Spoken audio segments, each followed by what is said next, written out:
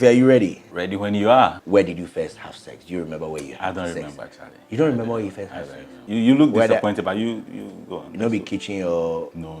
some alley or somewhere.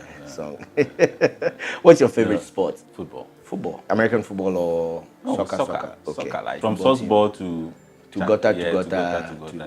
Which local football team do you support? Accra House of Folk. You Asante man, Kofi Asante. You support Asante Kotoko. But that's the thing. I'm not even an Ashanti. Oh no. What are you? Yeah. You see, that's something you don't know about me. Wow. Oh, that's interesting. So my father is Kwewu. My mother is Fanti. Oh. Yes. Wow, that's interesting. So I don't have any relations in Kumasi. I see. But you see, history tells us that all the Achims and the Kwewus and a lot of the other clans came from Ashanti. In fact, for us, or for me growing up, every person who speaks Akan is Ashanti. Oh, many half with Ashanti. You know, who's your childhood celebrity crush? I think there's several of them, but I would say MC Light. MC Light, the rapper. You have a secret talent. Yes. What is it? A lot of people don't know I can write poetry. Oh, really? That's actually my first love. I see. And my first job was actually in copywriting. Okay. So people don't know that I'm a creative writer. Oh. When I find time to you write a few things. So, yeah. I see. Yeah, that reminds me, I need to write. There's something you need. I need to write a poem for my wife. Oh, okay. Yeah, you need to do that. Yeah, and you can launch it here. You can read it here when it's ready. We can surprise her with it. Perfect. You go help make her get 2 points. No, Which person would you trade places with for a day? No one, myself.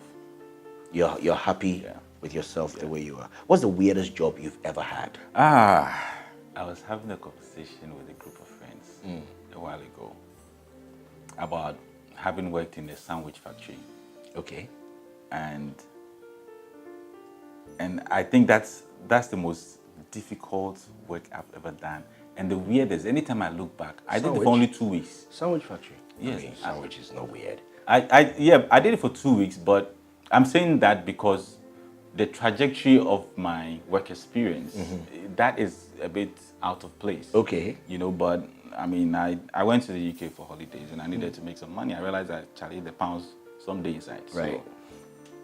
So I just called a few agencies and they said, okay, when there's work, they'll call me. So one day they called me and said, hey, we have an opening for a £6 an hour job at a sandwich factory. Or did they even say sandwich factory? Maybe they didn't. So the bus will come and take you. So 6 o'clock, the bus comes to my address, picks me up. I go. Coming from Ghana, Charlie, I've not seen a factory self before. Yeah, sandwich we do it at home. Charlie. Factory. And the weirdest, you see, I'm coming to the weird part. The weird part was that I'm not making the whole sandwich. Okay. I'm just standing there and I'm putting tomatoes on the bread. So there's a conveyor belt, the line with slices of bread on it, and people are standing all around it. Right. Someone has mayonnaise in front of them, and that's all he does. Someone has lettuce in front of them. Right. I have tomatoes. They give me this thing. So when I catch it, but it'd be the weirdest job because it's also the most tiring work I've ever done. Yeah, you're on your feet for a long time. You're on your feet, and you're doing is. You see, this is where I'll make a case for getting a robot to come in. No, I mean, I think it's weird because all you do, you leave home telling your people that, oh, I'm going to work. And you go and take tomatoes and put it on bread. What's Charlie? So, Kofi, what's the biggest risk you ever took? I would say leaving a job, not very sure about what you're going to do next. Wow, you just left. Yeah. And as you may be able to relate to, as people who are used to earning a regular income, that was something. Yes, probably not my biggest, but one of my biggest. Kind of a risk. Yeah. What never fails to make you laugh? A baby laughing. Oh, that's kind of God. That always gets me, man. That always gets me. That's nice. Because they have this laughter that's pure. You can't get it any other way. By the time you start growing, Charlie, your laughter self. the economy. What's the weirdest piece of advice you ever had, Kofi? The weirdest piece of advice I ever had was someone suggesting to me that I should go to teacher training instead of the university, because I was only going to the university to learn English.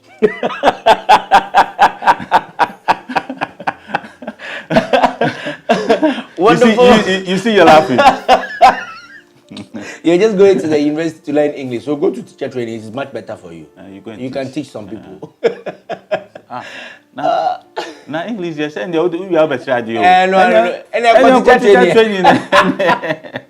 Thank you so much for coming through, Kofi. Thank you, It's been bro. a wonderful Thank you. time having Thank a you, chat Nii with you. Kpakpo.